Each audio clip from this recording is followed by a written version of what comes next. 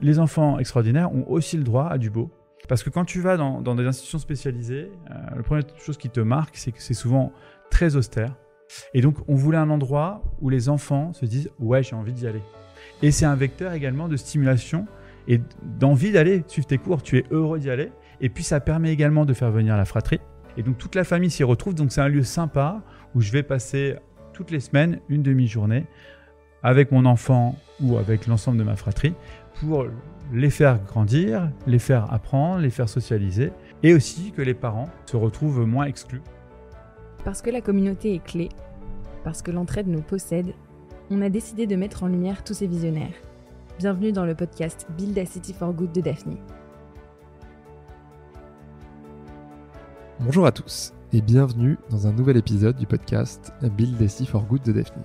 Pour co-hoster ce nouvel épisode, vous avez une nouvelle fois Alexandra Echelière de l'équipe d'investissement de Daphne. Hello Alex. Salut à tous. Nous avons aujourd'hui la chance avec Alex de recevoir Jérôme Stiwi, serial entrepreneur et maintenant operating partner chez Serena, pour l'entendre sur un projet qui n'a pas grand-chose ou alors peu de choses à voir avec la tech et l'écosystème tech, le village des enfants extraordinaires, même si on verra que l'écosystème tech est toujours un petit peu autour, mais c'est un sujet qui nous tient à cœur puisque le village est une association exceptionnelle que nous avons la chance de soutenir. Il y a notre fonds de dotation Rainbow et que nous suivons depuis longtemps, depuis 2018, il me semble. Depuis la création. Bonjour à tous. Et bonjour Jérôme. Si mes souvenirs sont bons, car Marc, associé chez Daphne, vous soutient depuis les débuts, comme tu disais. Exactement, depuis l'idée. On avait juste eu l'idée et on avait pitché l'idée. Et Marc nous avait dit banco, je vous suis. Et il a fait partie de nos premiers mécènes. Je me souviens, on s'était vu dans les bureaux de Jaina. Avec Sandrine. Exactement, avec Sandrine Leonardi. Alors, très bref, je m'essaie à la description, mais enfin, qui est aussi celle qui est sur le site et je te laisserai en parler beaucoup plus longuement. Le village est une association qui crée des espaces physiques, d'apprentissage et de jeu adaptés aux besoins particuliers des enfants et adolescents porteurs d'un handicap. Oui, on peut compléter. Ouais. La typologie de handicap, c'est vraiment des enfants et adolescents en situation de handicap mental sévère, qui peut être couplé ou non à un trouble du comportement ou un trouble moteur. Ce que ça veut dire derrière, c'est que ce sont des enfants qui ne peuvent pas aller à l'école ordinaire. Ça, c'est vraiment un point important. Donc, ils ont besoin d'aller dans les structures spécialisées. Et on verra, je vous en parlerai tout à l'heure, qu'il y a un vrai problème en France sur ce sujet-là. Et je sens là qu'on a envie déjà d'en parler. Mais peut-être, avant d'en parler plus longuement, est-ce que tu veux bien, Jérôme, nous dire qui tu es et nous détailler un petit peu ton parcours. Et après, promis, on parlera du village. Alors, très bien, avec plaisir. Donc, moi, j'ai 48 ans. Je suis le papa de 3 enfants. Donc, ma fille aînée, qui s'appelle Alicia, est née avec un syndrome génétique rare et donc est polyhandicapée. Et j'ai 2 autres enfants, 2 garçons de 16 ans et de 11 ans. J'ai un parcours où j'ai créé ma première société, ma première start-up. Donc ça fait un peu vieux combattant. En 2000, j'étais encore à HEC en dernière année. C'était l'époque un peu folle de la bulle Internet, mais il n'y avait pas tant que ça d'entrepreneurs à HEC. C'était beaucoup moins développé qu'aujourd'hui. Et je reviens d'une année de césure avec quelques potes de promo et on se dit on a vraiment envie de monter notre propre boîte et on n'a pas envie de faire un parcours un peu tradi dans des grands groupes après avoir testé pendant une année de césure. Je pense que c'est un truc que j'avais déjà au fond de moi depuis le plus jeune âge, parce que j'avais fait pas mal de petits projets, de petits trucs entrepreneuriaux, de petits business. Avant l'école déjà? Ouais, je faisais des choses dans les jeux vidéo. J'avais ouvert un petit garage à vélo quand j'avais 8 ans. Donc voilà, j'avais jeune âge. Des petits trucs rigolos, mais c'était juste pour s'essayer, puis ça m'amusait. Et t'as une famille d'entrepreneurs? Alors non, mon père est dentiste et ma mère est mère au foyer. Et dans la famille, c'est plutôt des professions médicales en général. Je sais pas d'où ça vient, mais en tout cas, j'ai attrapé ce virus assez tôt. Et donc dans les années 2000, on voit l'émergence de l'Internet aux US et je découvre dès 96 un nouveau canal de communication qui paraît trivial aujourd'hui, c'est l'email. Ouais. Et je me dis, ce truc-là, ça va quand même chambouler la manière dont les entreprises communiquent avec les consommateurs. À l'époque, ils communiquaient en communication directe par des mailings papier, quoi. C'était la préhistoire, ça coûtait une fortune, aucune traçabilité, etc. Et donc, je lance DirectInet, le spécialiste à l'époque du marketing direct sur Internet. On va dire que notre métier, c'était de faire du data marketing, donc de construire des bases de données ultra qualifiées, dont on était propriétaire ou pas. Parfois, on broquait des bases d'acteurs établis sur le marché, comme des sites d'e-commerce ou autres. Et derrière, on montait des campagnes d'acquisition pour le compte d'annonceurs de manière ultra ciblée. Et puis, le scope s'est assez vite élargi sur l'ensemble de la chaîne de valeur, jusque gérer les campagnes et les bases de données d'annonceurs, gérer les programmes de fidélisation, déployer une technologie de CRM. Voilà. Donc, on avait un scope, on faisait tout, la data mining, la création. Et on est devenu l'agence référente jusqu'à derrière partir pour un process d'introduction en bourse sur Alternext. Et juste avant de ce côté, on a été approché par notre concurrent anglais qui était déjà coté à Londres et qui nous dit c'est trop dommage, formons le leader européen, on est déjà coté à Londres, on est leader au UK, vous êtes leader en France, c'est les deux plus gros marchés. On fusionne et tu rejoins l'équipe et on se développe au niveau pan-européen. C'est ce qu'on a décidé de faire et moi je me suis occupé pendant 3 ans du coup de faire notamment des acquisitions pour le compte du groupe et de développer des nouvelles filiales. Et c'est là que j'ai découvert le SaaS. Puisqu'on a racheté un éditeur de logiciels SaaS. C'était en 2006, donc c'était moins développé en Europe qu'aujourd'hui. Et j'ai vu la beauté du modèle. Là où moi, je galérais chaque année à renouveler mes revenus, tu avais une logique de récurrence assez forte. Et donc derrière, je me suis dit, tiens, ma prochaine aventure, il faudra qu'il y ait du SaaS. Et donc, quelques années plus tard, après avoir accompagné pendant 3 ans, j'avais envie de recréer. Et donc, j'ai monté avec une partie de ma team. On a quitté et on est parti monter Ad4Screen sur le marché de l'app marketing. C'est le moment où l'App Store émerge. Et les éditeurs et les annonceurs sont un peu paumés sur comment finalement faire émerger une application dans les stores, comment acquérir des users, comment maîtriser son coût d'acquisition. Et donc, on se positionne sur ce marché-là avec 2 approches. Une approche servicielle, un réseau à la perf, et une approche techno avec une technologie d'attribution. Et avant de parler de Forcing, sur la première boîte, tu la vends à quel âge du coup ? Alors oui, j'étais assez jeune, je la vends, j'avais 26 ans. Et je la quitte, je reste 3 ans, je la quitte, j'avais 29 ans. Et je rejoins le board d'une boîte cotée à 26 ans du coup. C'était assez marrant. Une expérience, alors je m'attendais à me dire waouh, ça va être super structuré. Et j'étais assez surpris, honnêtement. Alors, je sais pas si c'est la boîte qui nous a racheté mais finalement, c'était pas aussi pro et carré que ce que j'imaginais. Bon. C'était quelle boîte ? Alors, c'était une boîte qui s'appelait IPT, Interactive Prospect Targeting, qui était sur l'AIM, qui était un peu l'équivalent de l'Alternext. Ouais. Donc, c'était une boîte qui faisait à l'époque une capi d'à peu près 200 millions de pounds. Donc c'était pas non plus la boîte quand même. Ouais, c'était pas mal, mais je m'attendais à ce que ce soit beaucoup plus structuré. Mais c'était une expérience super enrichissante. J'ai appris du coup à rejoindre un board où j'étais le seul français du coup dans l'équipe. Et les fondateurs avaient Alors ils avaient plus le contrôle. Non, ils avaient plus le contrôle. Ils étaient managers, CEO et dirigeants, mais ils avaient plus le contrôle. La majorité du capital était détenue par des fonds. Non. Et du coup, pardon, moi je t'ai coupé sur Et donc après, j'ai créé Ad4Screen, donc là, avec ces deux composantes. Et en fait, assez vite, je me suis rendu compte qu'il y avait un pain qui était pas adressé, c'était celui du réengagement des users. En fait, les annonceurs et les éditeurs mettaient beaucoup d'argent pour acquérir des users. Mais en fait, au bout d'un moment, les gens téléchargeaient une app et l'utilisaient plus. Et donc finalement, développer la valeur des clients, la LTV, était devenu vraiment critique. Et donc pour faire ça, il n'y avait pas 50 méthodes, et notamment une des méthodes les plus efficaces, c'était de réengager les users avec des push notifications et les convertir avec ce qu'on appelle des messages in-app. Et donc comme je connaissais cette histoire du marketing ciblé avec la première expérience autour de l'email marketing, il y avait beaucoup de similitudes. J'ai créé très tôt une solution SaaS dédiée au mobile engagement, et ça a fait la 3e société qui s'appelle donc AxeEngage, qui était une boîte à part, c'est devenu l'éditeur logiciel SaaS leader en Europe sur ce créneau du mobile engagement. Donc là, on équipait toutes les plus grosses applications, les Zalando, les Le Monde, les Corriere della Sera, les Air France, les Emirates, enfin énormément d'applications. Et ça, c'était toujours avec la team initiale de ta première aventure ? Alors, il y avait 4 des 5 fondateurs de ma première team. On est resté pendant 20 ans ensemble. Super équipe. Et ce qui est marrant, c'est que quand on s'est associés, on était quand même 4 potes d'HEC. Tout le monde nous a dit, mais attends, 4 potes, même école, même âge, vous n'êtes pas forcément complémentaire en termes de compétences. Vous allez vous mettre dessus. C'est évident. Votre histoire, l'expression, c'est elle commence au café, elle va finir au tribunal. Et ça a duré quand même 20 ans. Le cinquième... C'est des amis aujourd'hui. C'est des amis, bien sûr, c'est mes meilleurs amis et c'est comme des frères. J'ai passé quasiment plus de temps avec eux qu'avec ma famille pendant 20 ans. Donc, les premières années, on dormait ensemble au bureau. Enfin, c'était fou. Et donc, moi, je pense que finalement, ce qui était le plus important, c'était d'être complémentaire en termes de personnalité. Et d'ailleurs, aujourd'hui, je ne sais pas si c'est des choses que vous faites aussi, mais chez Serena, on aime faire le mapping des profils des fondateurs. On leur présente leur PI, leur Predictive Index Profil. Il y a aussi des méthodos type DISC, vous connaissez sûrement. Et ça permet de voir qu'une équipe peut avoir le même background académique, mais finalement, ils sont très, très différents en termes de personnalité et donc ultra complémentaires. Et je pense que c'est ça le plus important, en fait. Et vous le faites vous-même ou c'est des externes qui viennent faire? Alors, le PI, c'est une méthode reconnue aux US avec une licence et autres. Donc, tu as un test online.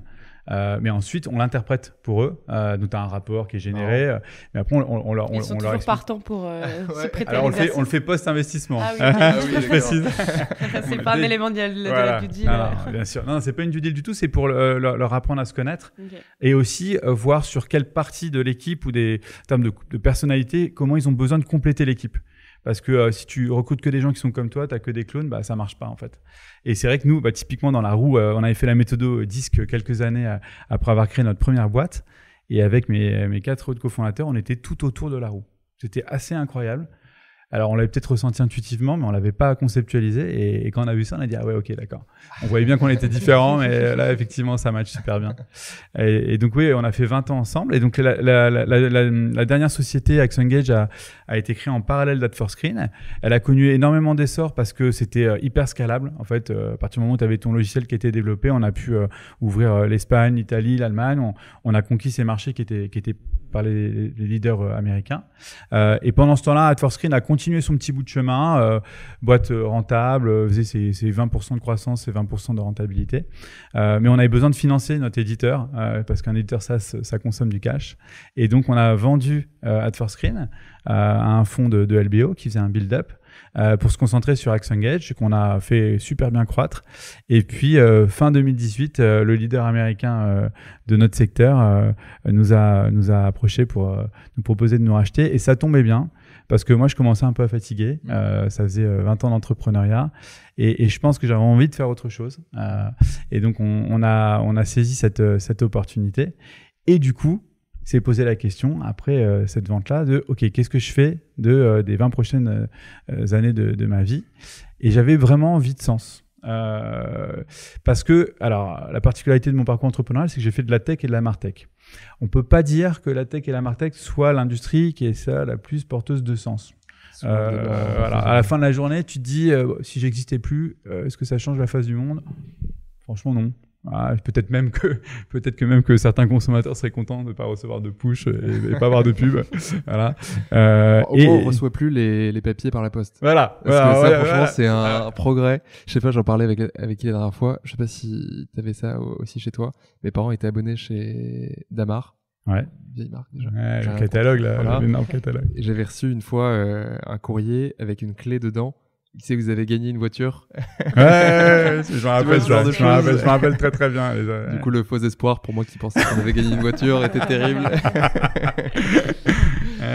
Et puis, en termes d'impact écologique, quand tu vois les catalogues couleurs qui étaient envoyés, c'était fou, quoi. Bon, après, il y a d'autres problématiques, je pense, avec Internet et la consommation des data centers. Je pense que c'est un autre sujet. Et donc, toujours est-il que je me suis dit, ok, maintenant, j'ai envie vraiment de me mettre au service des autres. Et pour cela, en fait, il y avait 2 sujets. Il y avait le sujet un peu personnel. Donc, ma fille, je reboucle avec mon histoire personnelle. Donc, moi, quand je suis devenu papa, j'ai découvert la paternité avec le handicap. Et j'ai découvert ce milieu qu'honnêtement, je ne connaissais absolument pas. Et j'ai découvert plusieurs choses. J'ai déjà découvert des familles qui, globalement, étaient en grande détresse parce que c'est un enchaînement de problèmes. Donc, en fait, faut savoir qu'une famille qui a un enfant différent, dans 80% des cas, les parents vont divorcer Donc, on a fait une famille monoparentale. C'est souvent d'ailleurs le père qui part. La maman, du coup, pour travailler et élever son enfant, c'est hyper compliqué. Donc, s'enchaînent des problématiques financières. Donc, tu as une détresse qui est énorme. Tu as des familles qui sont vraiment dans le désespoir. Et notamment, elles sont censées avoir des solutions de soutien au niveau des institutions spécialisées. Sauf que en France, on estime, alors le chiffre n'est pas officiel, et on n'arrive pas à avoir un chiffre officiel, et on comprend pourquoi. On estime qu'il y a entre 100 000 et 300 000 enfants en France qui ne peuvent pas aller à l'école, qui ont par le droit devraient avoir une place en institution spécialisée, mais qui sont en attente d'une place avec des délais qui vont de 3 à 5 ans. On ne parle pas de semaines, on ne parle pas de mois, on parle d'années. Donc, il faut imaginer ce que ça veut dire pour les parents quand tu te retrouves avec ton enfant. Déjà, c'est compliqué en termes de logistique, mais en plus, tu ne peux décemment pas travailler, quoi. C'est quasiment impossible.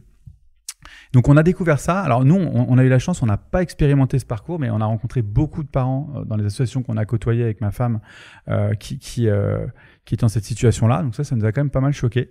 Le deuxième chose qu'on a pu nous expérimenter avec notre fille, c'est que ces enfants extraordinaires, moi je les appelle comme ça parce qu'ils sont vraiment différents, mais j'ai pas envie de parler de manière négative parce qu'ils ont plein de choses en plus. Que nous n'avons pas. Je pourrais en parler longuement si vous voulez. Et donc, ces enfants, ils apprennent pas de manière conventionnelle. Ils apprennent pas en étant derrière une table, un banc. Ils n'ont pas les mêmes besoins. Ils ont des besoins d'apprendre des choses essentielles de la vie autour de l'autonomie, la psychomotricité, monter les marches, apprendre à manger seul. Et en fait, pour leur apprendre ces choses-là, tu as le parcours conventionnel qui est je vais chez le kiné, je vais chez la psychomote, et c'est vachement bien. Sauf qu'il y a des enfants qui adhèrent pas toujours. C'est pas très fun. Et puis tu as, et c'est ce qu'on a pu constater avec notre fille, des méthodes au travers de la médiation des arts, des sports, des loisirs, de la culture, enfin voilà, qui vont les stimuler. Exemple, ma fille adore la musique, adore la danse. Mais on s'est rendu compte de ça un peu par hasard, quoi. Chaque fois qu'on allume la musique, elle se met en mouvement, c'est assez incroyable. Et donc on s'est dit à un moment, on va lui donner des cours de danse parce que ça peut l'aider à respecter une chorégraphie, à apprendre à synchroniser ses mouvements. Et on n'a jamais réussi à trouver de cours qu'il acceptait. Et donc, quand on a partagé avec d'autres familles, on s'est rendu compte qu'on n'était pas les seuls dans ce cas-là. Et donc, de ces deux constats, d'un côté, des familles qui étaient vraiment dans le désespoir et qui n'avaient pas de solution éducative, et de l'autre côté, un besoin pour toutes ces familles extraordinaires d'avoir un endroit où pouvoir proposer des cours adaptés pour apprendre tout en s'amusant de manière collective. Ça, j'insiste, et où la fratrie est également la bienvenue, en fait, ça n'existait pas. Et à la fin de l'histoire, pour ma fille, ce que j'ai dû faire, c'est de lui prendre un cours particulier à domicile. Mais sauf que c'était nul, parce que ça l'amusait pas. Elle était seule dans son cours chez elle, et ça, on a arrêté au bout de quelques séances. C'était pas ce qu'il lui fallait, quoi. Ce qu'elle voulait, c'est vivre une expérience de mimétisme avec d'autres enfants, etc.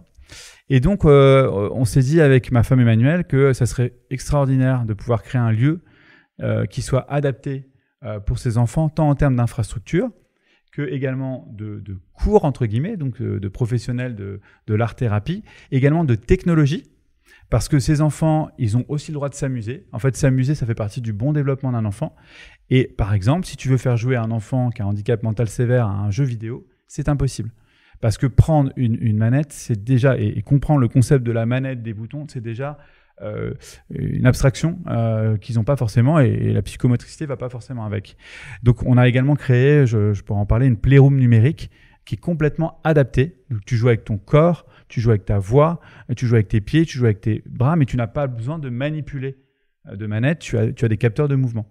C'est quelque chose que vous avez créé complètement. Alors, on s'est appuyé sur les technologies qui existaient, mais on a été chercher ces technologies. Par exemple, vous avez tous entendu parler peut-être de la Kinect. Vous vous rappelez le petit capteur de mouvement qu'on mettait sur les consoles, sur Microsoft, sur la Xbox. Voilà. Ça permet de jouer à des jeux comme Just Dance sans avoir besoin d'une manette. Et typiquement, Just Dance, on a un corner Just Dance, c'est un truc qu'adore les enfants extraordinaires. C'est joyeux, c'est fun. Tu as une chorégraphie, donc tu suis le mimétisme. Tu as une caméra qui te dit finalement si tu as bien fait la choré. Tu peux jouer en collectif. Et donc ça, typiquement, ça fait partie des choses qu'on a. On a également les trucs que vous avez peut-être vus dans les centres commerciaux. Quand tu as des projections au sol, tu as des ballons virtuels et tu peux taper avec. Voilà. Donc ça, on a ce type de jeux qui sont accessibles, y compris au fauteuil. Parce que quand tu es en fauteuil, tu peux du coup jouer, te mettre dans la zone, tu as des capteurs de mouvement. Et puis tu as l'équivalent au mur. Et puis, on a une œuvre d'art qui est spécialement faite sur mesure pour nous, là, pour le coup, qui permet en fait de dessiner avec ta voix et avec tes mains. Donc, en fonction de ta voix, tu changes de couleur et en passant ta main, c'est le pinceau. Donc, ça fait forcément des dessins, on va dire, assez simples, hein, mais c'est hyper toujours agréable pour un enfant de voir qu'il peut produire, créer comme il en a envie et contrôler, entre guillemets, ce qu'il fait parce que les technologies lui permettent de maîtriser simplement ce qu'il veut faire. Et toutes ces réflexions autour des activités que vous leur proposez, vous les avez eues avec ta femme et vous êtes entouré d'autres personnes dans des catégories spécifiques Alors, c'est une super bonne question parce que nous, on avait des idées, mais on n'est pas du tout experts. Moi, je ne suis pas éducateur spécialisé, je n'ai jamais donné de cours de danse. Donc, qu'est-ce qu'on a fait ? On l'a fait en mode assez méthodique. On a déjà référencé, selon nous, les meilleurs art thérapeutes qui existaient pour ces enfants, donc sur l'art plastique, sur la danse, sur la musique, sur la cuisine. On en a pris 2 à chaque fois et on leur a dit, avant même de trouver les lieux, dessinez-nous la salle de vos rêves. Il n'y a pas de contrainte de budget, il n'y a pas de contrainte. Voilà, si vous aviez vraiment une baguette magique, votre salle, elle serait comment ? Donc, exemple, la salle de danse, la professeure de danse nous dit, ok, bien sûr, il me faut des miroirs, il me faut des barres, mais les miroirs, il faut pouvoir les cacher. Parce que c'est hyper stimulant, donc peut-être que ça peut trop stimuler les enfants. Il y a des moments où je veux des rideaux. Okay. Deuxièmement, je veux pouvoir accueillir des enfants en fauteuil. Et je veux pouvoir les verticaliser. Donc là, on a fait construire un H motorisé au plafond qui permet, avec un harnais, de faire participer un enfant qui n'a pas la maîtrise de ses jambes, tout en étant verticalisé à un cours de danse, avec d'autres enfants qui n'ont pas de problème moteur. Elle nous a dit, j'aimerais avoir un écran géant qui permet de projeter des chorégraphies pour pouvoir stimuler et inciter. Donc, on a mis un écran énorme, mais toujours, il faut qu'il puisse être occulté s'il y a besoin, parce que ça peut être trop stimulant. Et donc, l'enfant, à un moment donné, je ne peux pas capter le miroir plus l'écran, ça fait trop. Voilà. Donc, à chaque salle, on a fait ce travail-là. Et donc, c'est comme ça qu'on a construit le cahier des charges, salle par salle. Par contre, il y avait des valeurs qui nous tenaient à cœur. Dans les valeurs, il y avait la transparence. Pourquoi ? Parce que dans le monde du handicap, quand tu as un enfant handicapé qui a une place en institution spécialisée, en fait, tu ne peux jamais rentrer dans l'institution, sauf quand tu y es invité une ou 2 fois par an, mais tu ne sais pas ce qui se passe. Ton enfant n'est pas verbal. Donc quand tu es parent, tu n'as pas le droit d'y aller. Tu déposes ton enfant, où il y a un système de transport qui est organisé, devant la porte. Bonjour, ton enfant rentre et au revoir, à ce soir. Alors, il y a des contraintes de sécurité qu'on peut comprendre aussi, mais ce n'est pas un monde transparent, donc tu ne sais pas ce qui se passe. Tu connais le planning, tu as des petits retours des éducateurs qui te font un petit mot dans le cahier, mais tu aimerais tellement voir ce qui se passe. Et donc, nous, on a pris le truc complètement à l'envers. On s'est dit, il faut que les parents puissent absolument tout voir. Ça veut dire que dans toutes les salles d'atelier, il y a des vitres sans teint, un peu comme on voit dans les films de police, là, où en fait, les enfants ne peuvent pas voir, mais les parents, eux, peuvent voir l'ensemble des cours. Et donc, ça, c'est une exigence qu'on a aussi par rapport à nos pédagogues, nos art thérapeutes, c'est leur dire, si vous venez bosser au village, il faut accepter d'être vu, donc d'être transparent. Donc, ça fait une vraie sélection, mais les meilleurs art thérapeutes, eux, ils n'ont pas de problème, ils sont hyper fiers de ce qu'ils font. Voilà. Et donc ça, c'est un truc qui nous tenait à cœur. Et la deuxième chose qui nous tenait à cœur, c'était d'avoir un lieu qui soit magique. Parce que quand tu vas dans des institutions spécialisées, la première chose qui te marque, c'est que c'est souvent très austère, pour ne pas dire parfois extrêmement vétuste. Je ne sais pas si vous avez vu, il y a eu un reportage sur M6 il n'y a pas longtemps dans Zone Interdite sur caméra cachée dans des IME et des institutions spécialisées. C'était affolant. Il manque de moyens. Et donc, on voulait un endroit où les enfants se disent « Ouais, j'ai envie d'y aller ». Et donc, on a fait appel à des designers qui travaillent pour Disney, pour le Puy du Fou. Génial. On a imaginé un concept autour de la nature enchantée. Et chaque salle a une thématique et est designée. Et c'est vraiment très très beau. Vous pouvez aller voir les vidéos sur le site vildeo.org. Et parce que les enfants extraordinaires ont aussi le droit à du beau. Et c'est un vecteur également de stimulation et d'envie d'aller suivre tes cours. Tu es heureux d'y aller. Et puis ça permet également de faire venir la fratrie. Puisque l'idée, c'est que quand tu as plusieurs enfants, un extraordinaire, un ordinaire, tu es toujours en galère de dire comment j'occupe l'ensemble de mes enfants. Et donc là, même les enfants ordinaires, jusqu'à un certain âge, éprouvent du plaisir à venir jouer à la playroom numérique, à venir profiter des parcours moteurs. On a également une salle de cinéma qui est une vraie salle de cinéma, fauteuil rouge, avec le porte-gobelet, écran géant. Et donc ça, bien sûr, qui peut le plus en étant adapté, peut également le moins pour les enfants ordinaires. Et donc toute la famille s'y retrouve. Donc c'est un lieu sympa où je vais passer toutes les semaines une demi-journée avec mon enfant ou avec l'ensemble de ma fratrie pour les faire grandir, les faire apprendre, les faire socialiser, faire en sorte qu'ils soient heureux et aussi que les parents se retrouvent moins exclus. Parce qu'un des phénomènes, c'est que quand tu es dans une famille monoparentale, que tu as des problèmes d'argent et que tu dois t'occuper de ton enfant et que c'est compliqué, tu n'as plus le temps de sortir, de voir d'autres personnes. Et puis, tu as un certain nombre de personnes qui coupent aussi le cordon avec toi. Donc, ce sont des familles qui sont extrêmement exclues. Voilà. Donc, on s'adresse aussi aux parents. Et comment tu... Ouais. Pardon. Vas-y.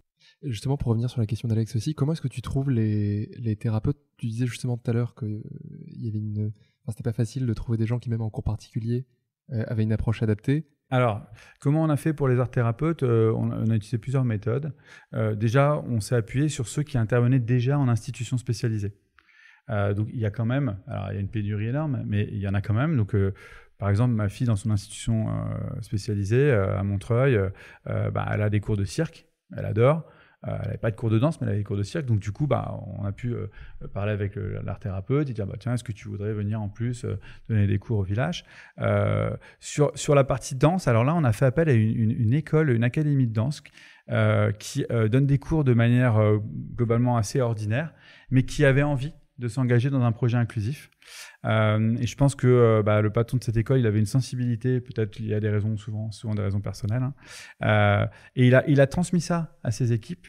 Alors, c'est assez rigolo parce que il a ce talent de sentir parmi ses élèves profs ceux qui vont avoir ce petit supplément d'âme pour s'adapter aux enfants. Et donc, parfois, ça peut être des professeurs qui n'ont pas forcément une expérience longue dans le handicap, qui ont soit côtoyé le handicap au travers d'une expérience personnelle, familiale, et qui se révèlent être incroyables. Alors bien sûr, on fait des séances d'essai dans ces cas-là, on demande aux parents ce qu'ils en pensent, on demande aussi à l'art thérapeute s'il se sent bien. Mais aujourd'hui, on a une satisfaction qui est juste phénoménale. Moi, je fais un fou furieux des NPS auprès des enfants et enfin des familles plutôt, et on a un NPS qui est de plus de 90. Ce que moi j'avais jamais vu, parce qu'il n'y a rien aussi il faut être clair, il y a très peu de solutions. Donc pour les art thérapeutes, on utilise plusieurs méthodes. On demande aussi aux parents. Alors par exemple sur le karaté, c'est une maman qui a dit moi il y a quelques années j'ai rencontré un prof de karaté à tel endroit, etc. Donc on mobilise la communauté des 150 familles qui sont abonnées au village pour qu'ils nous référencent ces petites pépites, et ça on y arrive plutôt bien. J'étais aussi, moi, préoccupé au démarrage, c'est ce qu'on va trouver tous ces art thérapeutes, et ça se passe bien, et on n'a pas trop de difficultés. C'est plus complexe, paradoxalement, de trouver l'équipe permanente que de trouver les art thérapeutes. L'équipe permanente, c'est celle qui encadre qui encadre la structure, qui gère les familles, l'adhésion, gère les plannings, recrute les art thérapeutes. On a tout un processus d'adhésion. Tu peux pas juste inscrire online. On doit rencontrer la famille, on doit rencontrer l'enfant, on doit imaginer dans quel cours il peut s'intégrer. Il y a 2 séances d'essai, parce que tu sais pas comment ça va fonctionner. Il y a une certaine magie dans la constitution des groupes, qui sont des groupes de 3-4 enfants, pour se dire, OK, il y a un enfant hyperactif, il y a un enfant avec un trouble autistique, il y a un enfant au fauteuil, OK, ça peut fonctionner. Si tu mets peut-être 3 enfants avec un trouble autistique, ça peut être plus complexe. Donc là, on a des professionnels du médico-social qui connaissent bien les enfants et qui sont capables d'essayer de se projeter en les rencontrant. Et puis après, surtout, ils assistent aux premières séances pour bien voir comment ça se passe, débriefing avec l'art thérapeute, débriefing avec la famille, et puis si ça marche, on reste dans ce groupe, sinon on propose un autre groupe ou parfois une autre discipline. Parce que tu peux avoir des parents qui ont très envie que leur enfant fasse du karaté, mais en réalité, pour l'enfant, c'est peut-être plus adapté de faire de la cuisine ou de faire de l'art plastique, tu vois. Donc, il y a aussi ce travail à faire parfois avec les parents. Et là, tu décrivais l'onboarding des familles. Comment ça se passe? Comment elles entendent parler de vous? J'imagine qu'il y a plus de demandes potentiellement que de places que vous pouvez offrir. Aujourd'hui, vous avez créé ce lieu incroyable à Montreuil. Est-ce qu'il y a vocation à pouvoir offrir quelque chose de similaire ailleurs en France? Alors, tu as tout à fait raison. Alors déjà, premier point, c'est un monde où il y a tellement de pénuries que quand tu proposes une solution, et en plus si elle est sympa, tu as un bouche à oreille de dingue. Donc au démarrage, on s'est fait un peu connaître, on a eu effectivement quelques reportages télé, on a eu quelques messages dans les groupes de parents sur les réseaux sociaux, et puis après c'est parti comme une traînée de poudre.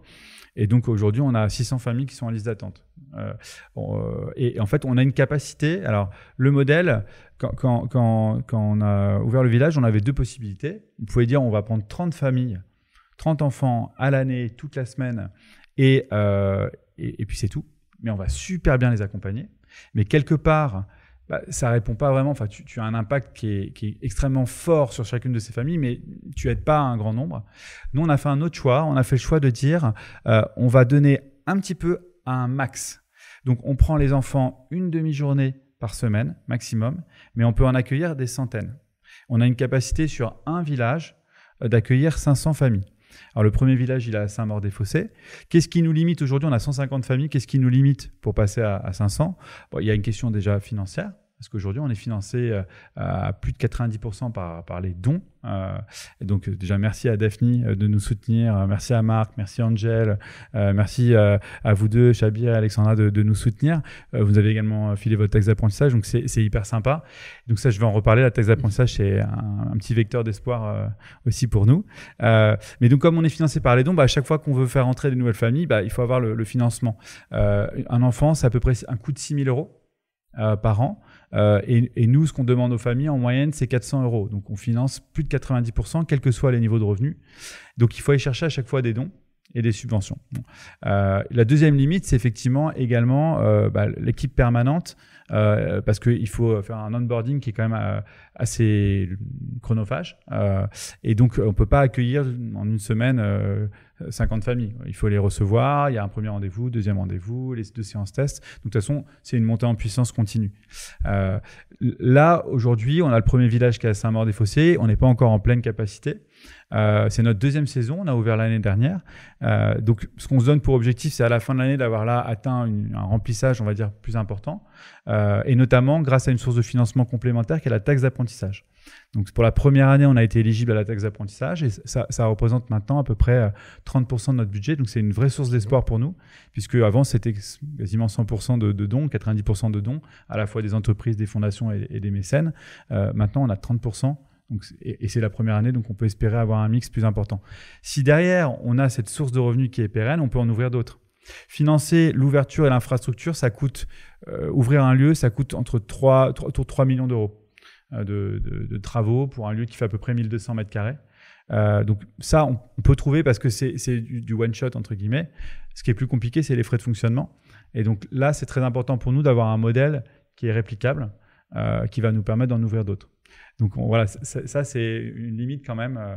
Mais on a fait un partenariat stratégique avec Personnage, que vous connaissez peut-être, qui est une fondation ex-Lino Ventura, donc le premier acteur dans les années 60-70, qui a eu une enfant trisomique et qui a osé en parler.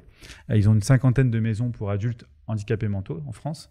Et donc l'idée, c'est avec eux de pouvoir en ouvrir d'autres en région, dès lors qu'on a au moins, on va dire, 50% de notre financement qui est récurrent et qui est pérenne. Voilà.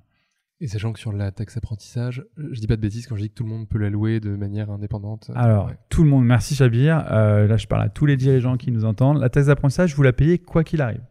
Donc, elle est obligatoire. Mais c'est une taxe sympa, puisque vous avez le plaisir de pouvoir la flécher en partie à qui vous voulez, sous réserve que ce soit des organismes qui soient accrédités. Ce sont principalement soit des écoles, soit des institutions apparentées à des écoles. Comme vous l'avez compris, on est là sur un projet éducatif. Et donc, on a eu cet agrément. Et donc, c'est hyper simple. Vous allez sur la plateforme Soltea, vous tapez le village d'enfants extraordinaires, vous allez nous trouver, vous fléchez et puis c'est parti. Et donc, ça ne coûte pas 1 € de plus aux entreprises.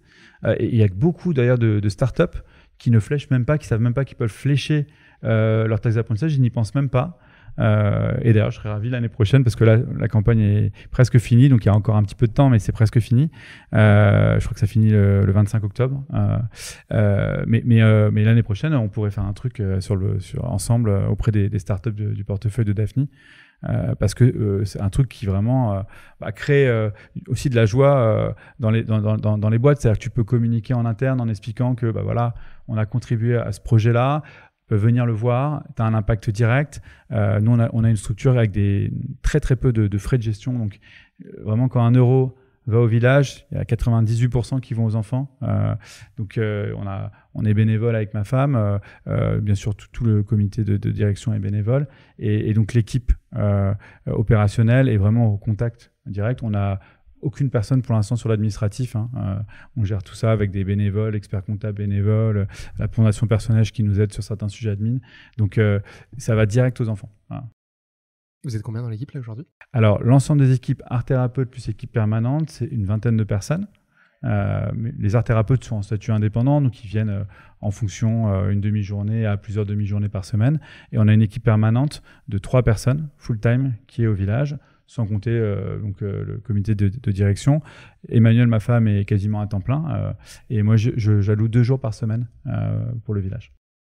Et vous avez 150 familles aujourd'hui ? Alors là, on a 150 familles abonnées. Donc, elles sont abonnées à l'année.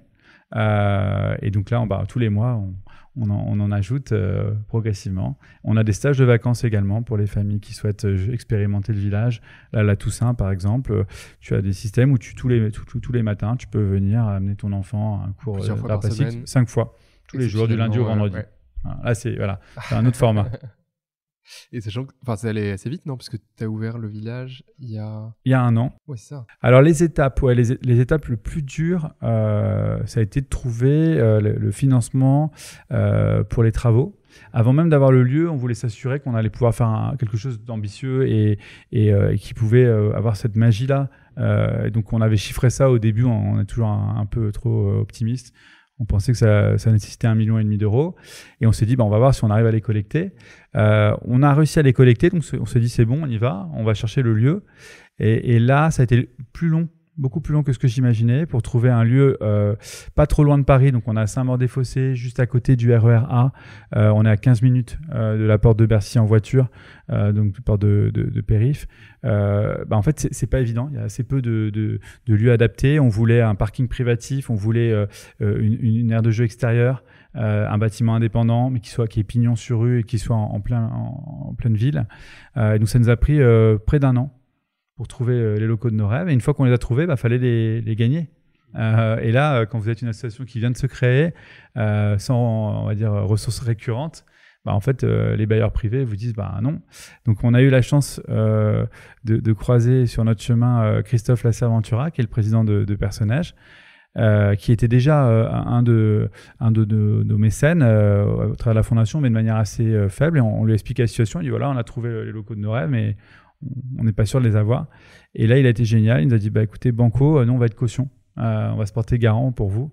Et là, quand tu as une institution qui pèse plusieurs centaines de millions d'euros de ressources, comme par hasard, le bailleur privé nous a dit OK. Donc, on a pu avoir les locaux. Et ensuite, il fallait faire les travaux. Et là c'est quasiment 2 ans de travaux. On a désossé le bâtiment, tout reconstruit, ascenseur, escalier aux normes, redimensionnement des salles. On a tout construit de manière adaptée. Et on a pu ouvrir l'année dernière, en septembre, pour la première saison. Et c'était quoi avant ? Alors avant, c'était un bâtiment pour une boîte d'expertise comptable. Tu vois, donc c'est voilà, ça avait rien à voir. On a eu quand même obtenu l'accord de la mairie pour retravailler l'aire de jeu extérieure parce que c'était un petit jardin basique. Nous, on en a fait une vraie aire de jeu inclusive. Donc on a eu quelques soutiens quand même. Mais globalement, ça a pris entre l'idée et la première saison, ça a pris 4 ans. C'est pas comme les projets online où tu peux aller vite. Et je peux te dire que quand tu fais une erreur, tu le payes très cher. Justement, est-ce que tu aurais des conseils s'il y a des auditeurs qui veulent se lancer aussi dans des projets à impact positif qui pourraient les aider à... Les conseils, comme toujours, j'ai envie de dire, déjà, ne pas écouter tous les gens qui vous disent que c'est impossible, parce que sinon, vous faites rien. Deuxième étape, je pense qu'il faut savoir parler à un maximum de gens et bien s'entourer autour de son projet. Typiquement, moi, j'avais pas du tout l'expertise sur plein de sujets. C'est pas grave. En fait, tu t'entoures de gens qui sont qualifiés. Typiquement, sur l'autisme, la grande question qu'on s'était posée, c'est faire un lieu qui soit beau. Est-ce que ça va pas déclencher des crises ? Oui. Et donc, du coup, on s'est fait accompagner par une société qui était expert sur les teintes, les tons qu'on pouvait adopter pour éviter de créer trop de stimuli. Et également, du coup, on a créé une salle qu'on appelle la salle blanche qui permet de remettre à zéro les enfants s'ils ont été trop stimulés. Donc, bien s'entourer, deuxième point. Le troisième point, je pense qu'il faut être... alors, sur les projets en mode associatif, c'est un peu différent des projets, je pense, où tu as un format entreprise.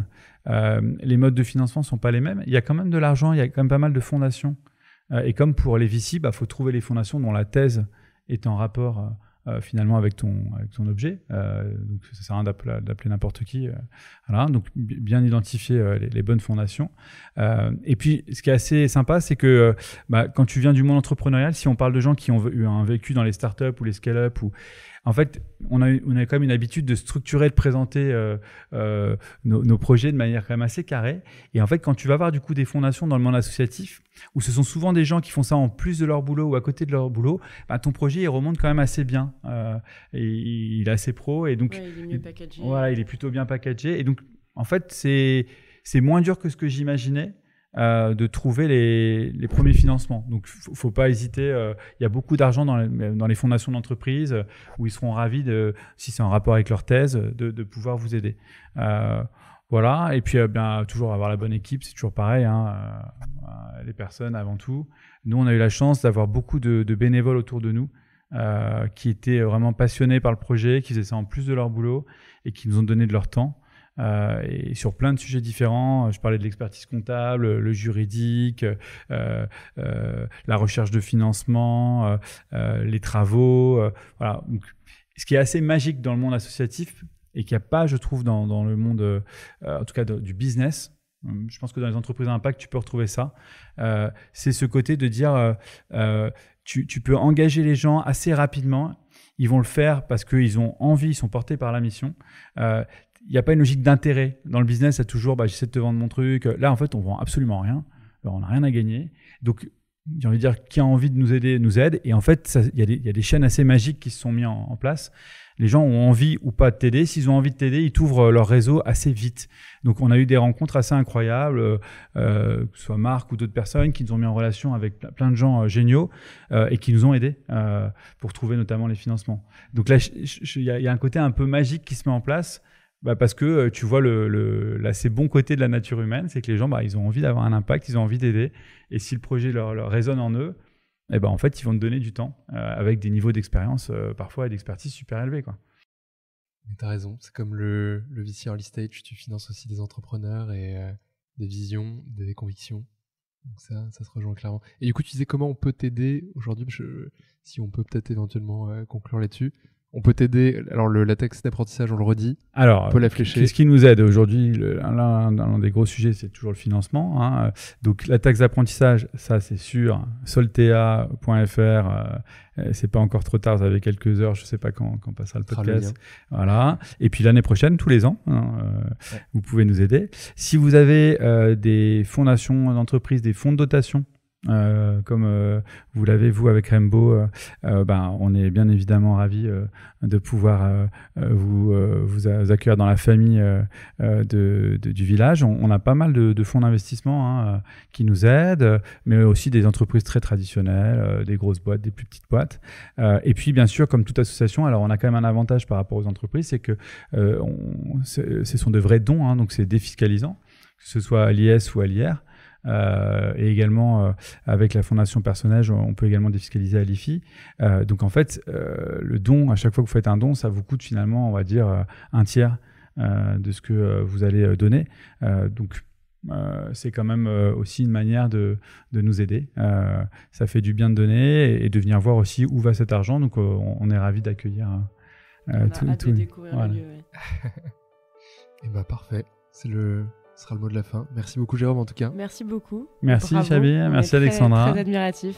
Ouais. Merci pour votre soutien de la première heure, on l'a dit tout à l'heure, mais vous avez fait partie des tout premiers et je suis super content d'être là 5 ans après, d'échanger avec vous. Je me rappelle quand on en avait parlé, c'est toujours émouvant de se rappeler le chemin qu'on a fait. C'est clair. Et nous aussi.